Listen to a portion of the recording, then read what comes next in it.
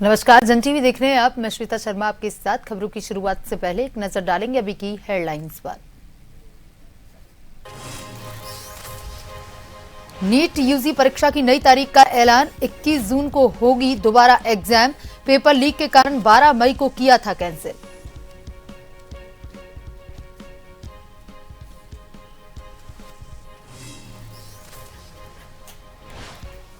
लोक भवन में सीएम धामी ने राज्यपाल से की मुलाकात। विकास योजनाओं पर की चर्चा। शिष्टाचार भेंट के दौरान समसामयिक विषयों पर भी हुआ मंथन।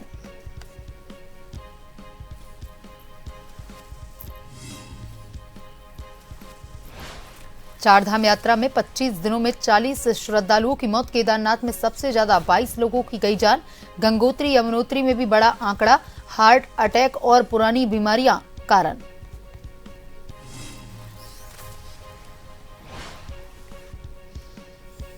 नैनीताल के रामनगर में सड़क हादसा। भिकिया सीण में दिल्ली जा रही कार पलटी। 5 लोग घायल। 2 महिलाओं को गंभीर हालत में हायर सेंटर किया गया रेफर।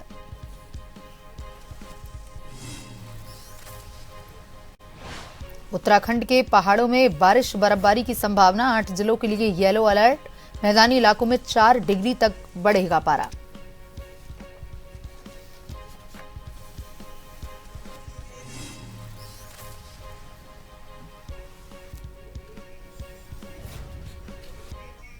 और भाई, नीट परीक्षा को लेकर के केंद्रीय शिक्षा मंत्री धर्मेंद्र प्रधान प्रेस वार्ता कर रहे हैं। क्या कुछ कह रहे हैं, सुनिए। कमेटी को पूरा पालन करने के उपरांत भी उस कमांड चेन में कहीं ना कहीं ब्रीच हुई है, इसको हम स्वीकार करते हैं। इसकी सुधारने का जिम्मेवारी हम लेते हैं। बिल्कुल सुधारने का हम जिम्मेवारी लेते हैं। और मैं समाज की सभी वर्गों को अपील करना चाहता हूं, ऐसा नहीं कि हम आस पड़ोस में जो माफिया घूमते हैं हमें पता नहीं है। ये एक सामाजिक व्याधि है। एक सामाजिक व्याधि में समझिए सोशल इविल है। इस व्याधि से हमको समाज को मुक्त करना पड़ेगा। हमें मालूम है कि हमारे आस पड़ोस में क्या क्या हलचल हो रही है। आपको भी मालूम है। आपको कई सारे विषय तो मीडिया से पता चलता है, सही पता चलता है। मैं आप सभी के सहयोग चाहता हूं, देशवासियों का सहयोग चाहता हूं, नीति निर्धारकों का सहयोग चाहता हूं, राज्य सरकारों में सहयोग चाहता हूं। देश की बच्चों के भविष्य के लिए हमें एक निर्भुल परीक्षा, परिष्कार परीक्षा, स्वच्छ परीक्षा के लिए प्रतिबद्ध है। मेरे ओर से इतना उल्लेख करना था। सर, जो पैसे एक सबका मैं लूंगा, एक करके इनसे। अंचल थोड़ा आप इधर, अंचल इधर आ जाओ। आप ही को अंचल जिसको कहेंगे हम उसका लेंगे। सर, क्या चूक अभी पता चली है? गड़बड़ी कहाँ पर थी? क्योंकि गड़बड़ी पता होगी तभी तो आप उसको ठीक करेंगे। सीबीआई गहरा तक जाएगी। किसी को इस बार बख्शा नहीं जाएगा। पिछले बार भी बख्शा नहीं गया था, लेकिन इस बार ये मैंने कहा ना, इसकी राधाकृष्ण कमेटी को पूरा लागू करने के बावजूद भी ये घटना हुई है। सीबीआई, आपने देखा होगा, आप लोग ही छपाते हो, सीबीआई ने तुरंत कार्रवाई किया है। सीबीआई इसको तह तक जाएगी। मैं और एक विषय, जो मेन विषय में कहना था, अगले साल से परीक्षा, इसकी जो मूल जड़ है ओएमआर, अगले साल से नीट की परीक्षा कंप्यूटर बेस्ड टेस्ट से होगी। सर, एक प्रश्न ऐसा है कि विपक्ष ने इसमें राजनीतिक आरोप किए है कि भाजपा से जुड़े हुए लोगों ने ये पेपर से धांधली की है। मैं उसके उत्तर विनम्रता से नहीं देना चाहता हूँ। ये विषय राजनीतिक है ही नहीं। मैंने कहा एक सामाजिक व्याधि है।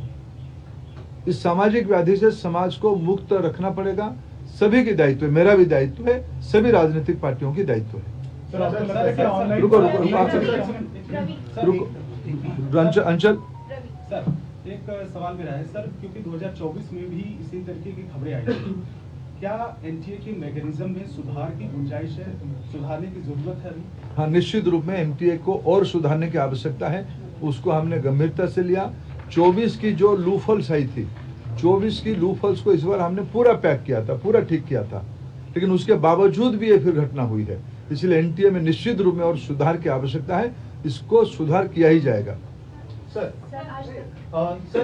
सीबीआई के रिमांड नोट में बहुत स्पेसिफिकली मेंशन किया गया कि एनटीए से जुड़े हुए लोगों के लिंक्स को भी प्रूव किया जाएगा इस बार। पिछली बार ये कहा गया था कि जो मतलब ग्राउंड लेवल का जो छोटा स्ट्रक्चर था, सीबीआई ने जांच वहीं तक करके छोड़ दी थी। इस बार क्या आपका रिएक्शन है जो रिमांड नोट में सीबीआई ने बात कही है उस परिप्रेक्ष्य में? सीबीआई ने सही कहा है, किसी को छोड़ा नहीं जाएगा, किसी को छोड़ा नहीं जाएगा। वो एनटीए के अंदर हो बाहर हो कोई भी हो, किसी को स्पेयर नहीं किया जाएगा। और अब बढ़ते हैं खबरों की तरफ। नेशनल टेस्टिंग एजेंसी ने भारत सरकार की मंजूरी के साथ नीट यूजी एग्जाम की नई तारीख की घोषणा कर दी है। अब यह एग्जाम 21 जून को होगा। इससे पहले नीट पेपर लीक मामले में केंद्रीय शिक्षा मंत्री धर्मेंद्र प्रधान के घर गुरुवार को हाई लेवल बैठक हुई। नीट यूजी 2026 परीक्षा के रद्द होने के 2 दिन बाद हुई मीटिंग में दोबारा एग्जाम कराने पर भी चर्चा हुई थी।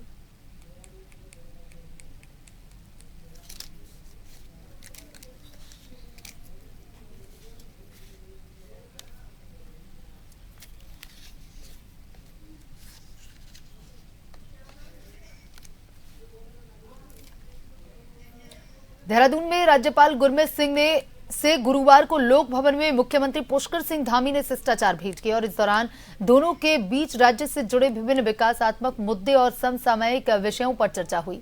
बैठक में राज्य सरकार की विभिन्न योजना, विकास कार्य और जनहित से जुड़े विषयों पर विचार विमर्श किया गया। मुख्यमंत्री धामी ने राज्य में चल रही प्रमुख परियोजनाओं और सरकार की प्राथमिकताओं की जानकारी भी राज्यपाल को दी। राज्यपाल और मुख्यमंत्री के बीच प्रदेश के समग्र विकास, प्रशासनिक व्यवस्थाओं और जन कल्याण से जुड़े मुद्दों पर भी चर्चा हुई।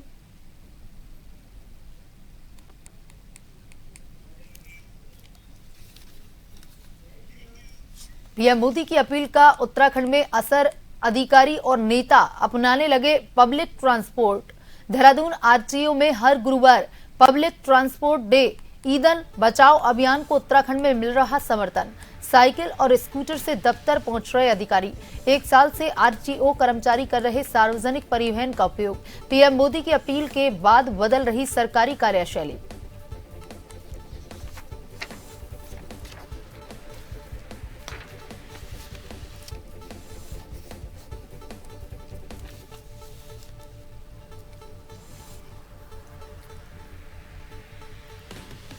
देहरादून में ऑपरेशन प्रहार पर डीजीपी ने हाई लेवल समीक्षा बैठक की है। इसमें उन्होंने अभियान की समीक्षा की। बता दें, उत्तराखंड में ऑपरेशन प्रहार के तहत अब तक 1400 से ज्यादा अपराधी गिरफ्तार किए जा चुके हैं। 40,000 से ज्यादा सत्यापन और 15,000 वाहनों के चालान किया गया है। अभी अभियान के तहत 2,000 वाहनों को सीज कर 900 से ज्यादा गिरफ्तारी हुई है। चारधाम यात्रा से जुड़े 200 फर्जी लिंक ब्लॉक किए गए हैं।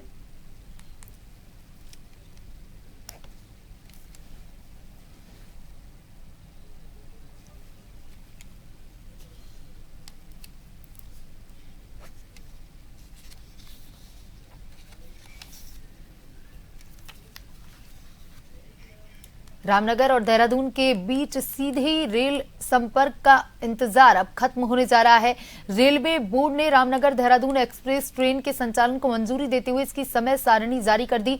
नई रेल सेवा शुरू होने से कुमाऊं और गढ़वाल मंडल के बीच आवागमन आसान होगा। वहीं पर्यटन और व्यापार को भी बड़ा फायदा मिलने की उम्मीद है। रेल मंत्रालय की स्वीकृति के बाद रामनगर देहरादून एक्सप्रेस सप्ताह में 2 दिन संचालित की जाएगी। जारी समय सारणी के अनुसार ट्रेन प्रत्येक शुक्रवार और रविवार को सुबह 5:50 पर रामनगर से रवाना होगी और दोपहर 12:40 पर देहरादून पहुंचेगी। वहीं वापसी में यह ट्रेन देहरादून से शुक्रवार और रविवार को दोपहर 3:55 पर चलेगी और रात 11:30 पर रामनगर पहुंचेगी। रेलवे बोर्ड के मुताबिक ट्रेन का ठहराव काशीपुर, रोशनपुर, पीपलसाना, मुरादाबाद, नजीबाबाद और हरिद्वार रेलवे स्टेशनों पर होगा। साथ ही यह भी बताया गया है कि इस सेवा का संचालन अग्रिम आरक्षण अवधि के अनुसार शुरू किया जा सकता है।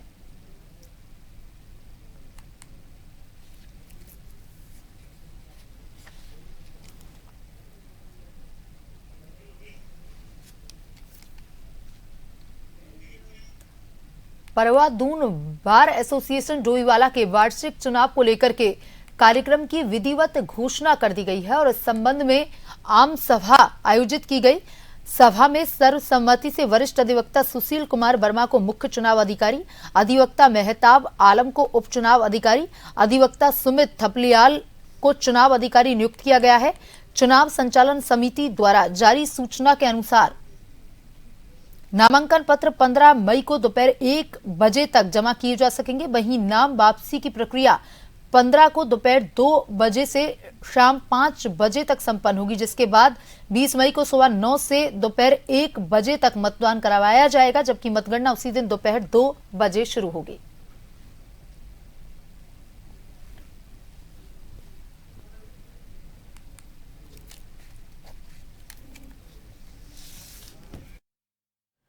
नामांकन पत्र वापसी की जो तिथि है ये हमने 15 तारीख को 2 बजे से शाम को 5 बजे तक का समय रखा है।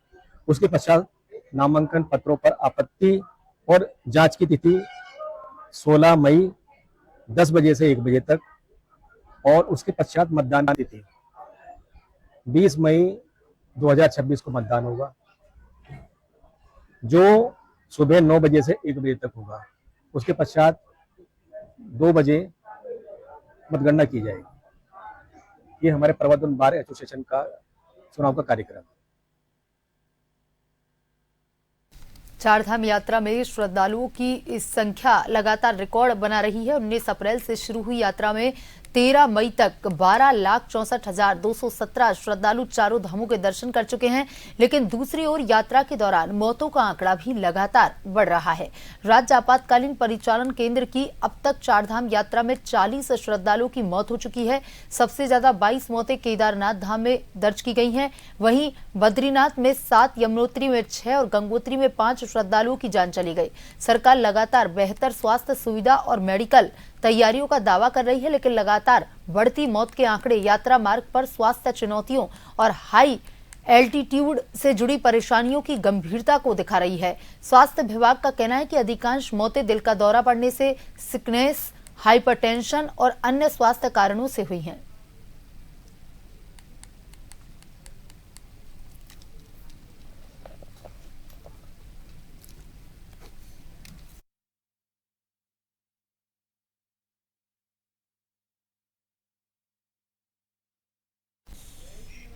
रुड़की के मंगलोर स्थित सामुदायिक स्वास्थ्य केंद्र में उस वक्त अफरा तफरी मची जब मरीज को उचित इलाज न मिलने पर पूर्व नगर पालिका चेयरमैन चौधरी इस्लाम और एक चिकित्सक के बीच तू-तू मैं हो गई, जिसके बाद मंगलोर विधायक काजी निजामुद्दीन भी मौके पर पहुंच गए और उन्होंने स्वास्थ्य केंद्र पर हो रही अनियमितताओं पर कड़ी नाराजगी जाहिर की। उन्होंने कहा कि डबल इंजन की सरकार के होते हुए आमजन स्वास्थ्य सेवाओं के लिए तरस रहे हैं। वहीं चौधरी इस्लाम ने भी डॉक्टर पर आरोप लगाए तो मरीज की पत्नी ने भी अस्पताल के कर्मचारियों पर आरोप लगाते हुए कहा कि स्वास्थ्य केंद्र के कर्मचारियों ने उनके साथ अभद्रता की।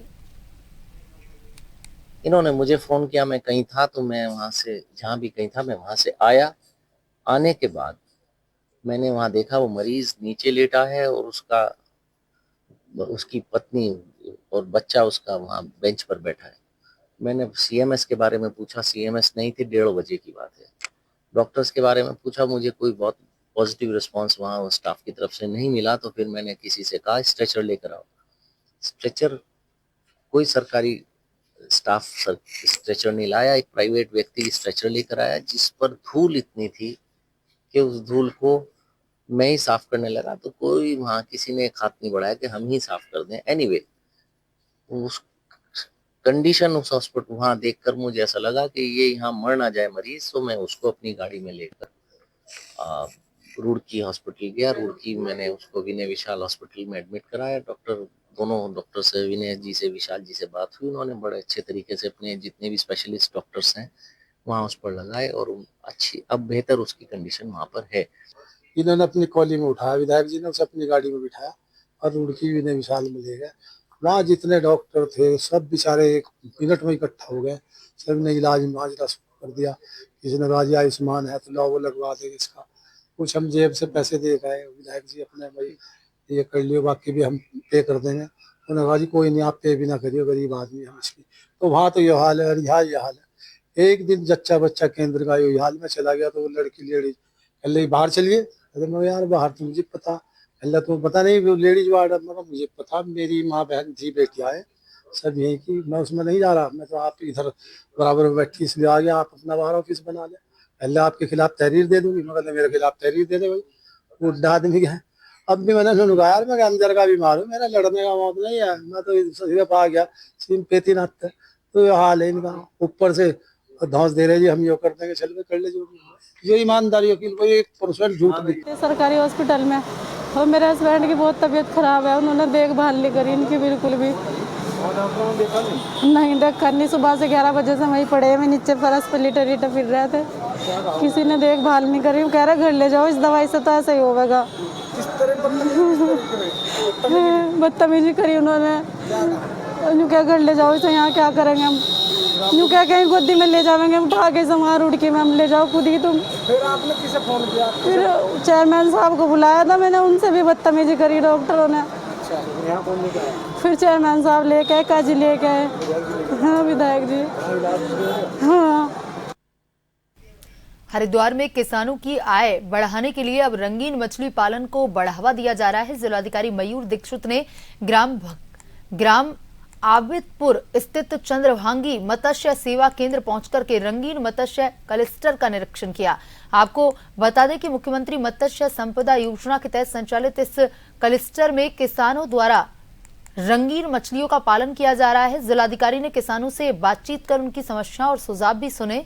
उन्होंने कहा कि मत्स्य पालन को और प्रभावी बनाने के लिए जिला योजना से आवश्यक धनराशि उपलब्ध करवाई जाएगी। जिलाधिकारी हरिद्वार ने कहा कि रंगीन मत्स्य पालन किसानों की आय बढ़ाने के साथ रोजगार के नए अवसर पैदा करेगा। सहायक निदेशक मत्स्य गरिमा मिश्रा ने बताया कि इस क्लस्टर में 8 किसान शामिल होंगे, जिनमें 4 महिला 4 पुरुष किसान हैं।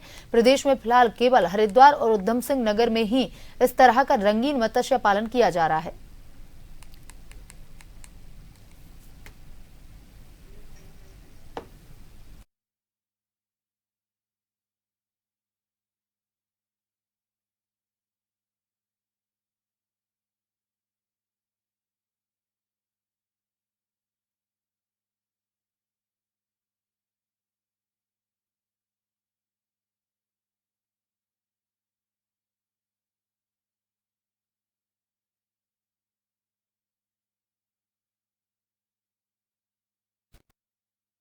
कि बहादुरगढ़ ब्लॉक में और अन्य जगहों पर भी मत्स्य पालन को बढ़ावा दिया जा रहा है। आज यहाँ पर मत्स्य सेवा केंद्र, यहाँ पर ऑर्नामेंटल फिशरीज़ और RAS सेंटर का विजिट किया गया। जो हमारे परिश्रमी किसान हैं जो मत्स्य में अच्छा काम कर रहे हैं, पंचपाल जी और उनकी पूरी टीम, इनके द्वारा ऑर्नामेंटल फिशरीज़ में भी नया इनिशिएटिव लिया गया। उसको प्रमोट करने के लिए शासन से भी दिशा निर्देश प्राप्त है। उनको कैसे हम आगे प्रमोट कर सकते हैं जिला योजना के माध्यम से, भारत सरकार की योजनाओं के माध्यम से, उसका निरीक्षण किया गया। आगे इसकी प्लानिंग की जाएगी। अधिक से अधिक किसानों को मत्स्य पालन में जोड़ा जा रहा है ताकि उनकी आय में बढ़ोतरी हो सके। रुड़की के मंगलूर में विकास के नाम पर लोगों की जान से खिलवाड़ का एक बड़ा मामला सामने आया। मंगलूर में हाईवे किनारे विकसित की गई ईरा रेजिडेंसी इन दिनों चर्चाओं में है, लेकिन वजह खूबसूरती नहीं बल्कि एक बड़ा खतरा है। सूत्रों और मौके पर लगे बोट्स की माने तो यह पूरी कॉलोनी एक हाई प्रेशर गैस पाइपलाइन के ऊपर या उसके बेहद करीब बसाई जा रही है। आज हम पूछेंगे सवाल कि क्या चंद रुपयों के लिए मासूम खरीदारों की जान जोखिम में डाली जा रही है। मंगलोर स्थित एरा रेजिडेंसी की ये तस्वीर, यहाँ लगे ये चेतावनी बोर्ड साफ चिल्ला चिल्ला कर कह रहे हैं कि यहाँ नीचे गैस पाइपलाइन गुजर रही है। नियम कहते हैं कि गैस पाइपलाइन के निर्धारित दायरे में किसी भी प्रकार का पक्का निर्माण या प्लॉटिंग पूरी तरह से प्रतिबंधित है, क्योंकि एक छोटी सी चूक बड़े धमाके जानमाल के नुकसान का कारण बन सकती है। लेकिन हैरानी की बात देखिए, यहाँ मौत की चेतावनी के बोर्ड लगे हुए हैं, वहीं धड़ल्ले से प्लॉट काटे जा रहे हैं।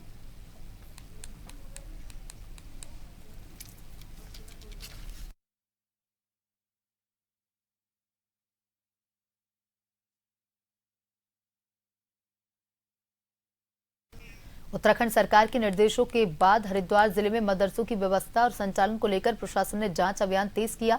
जिले के 131 मदरसों की प्रारंभिक जांच में कई संस्थानों में अनियमितताएं सामने आने के बाद 23 मदरसों की मार्च और अप्रैल माह की धनराशि रोक दी गई। वहीं 11 मदरसों में PM पोषण योजना बंद करने के आदेश जारी किए गए। प्रशासन अब छात्र, शिक्षकों, वित्तीय अभिलेखों और बाहरी राज्यों से आए बच्चों के सत्यापन की प्रक्रिया भी शुरू करेगा। सरकार ने स्पष्ट किया है कि 1 जुलाई 2026 से केवल मान्यता प्राप्त मदरसे ही संचालित हो सकेंगे।